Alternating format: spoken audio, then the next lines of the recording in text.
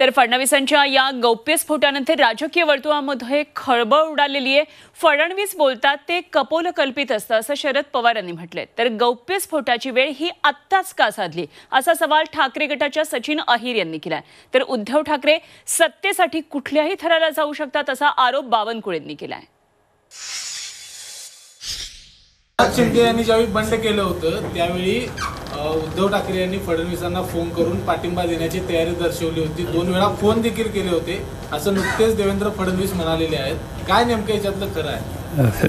मला माहिती नाही काय त्या दोघांचं बघा सगळी, पण देवेंद्र फडणवीस अनेक गोष्टी जे सांगतात त्या आम्हाला कपोलकल्पित असतात, पण त्याचं फॅक्च्युअल सोल्युशन मला माहिती नाही, त्यामुळे मी क्लिअर भाषा करू शकत नाही। आता त्यांना ही बोलायची ही वेळ आज का यावी हा एक महत्त्वाचा भाग आहे। अमृत नोनी गॅस्ट्रिन, अपचन, ऍसिडिटी, गॅस्ट्रबल ह्यापैकी तुम्हाला कुठलाही गॅस्ट्रिक प्रॉब्लेम झाला, उपाय एकच, अमृत नोनी गॅस्ट्रिन।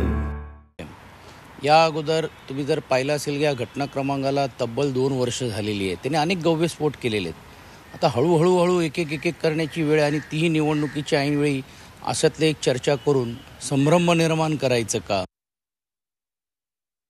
उद्धव ठाकरे हे सत्तेच्या लालसेपोटी कुठल्याही स्तरावर जाऊ शकतात। हे महाराष्ट्राचा इतिहास आपण बघितला।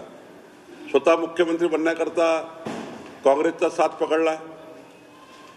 त्यांनी जर थोडा विचार केला असता, हिंदू हृदय सम्राट बाळासाहेब ठाकरे यांनी ज्या दिवशी मला काँग्रेसला जावं लागेल त्या दिवशी माझं दुकान बंद करेल हा शब्द जर उद्धव ठाकरेंनी लक्षात ठेवला असता आपल्या वडिलांचा, बाळासाहेबांचा, तर उद्धव ठाकरेंनी अशी कृती केली नसती।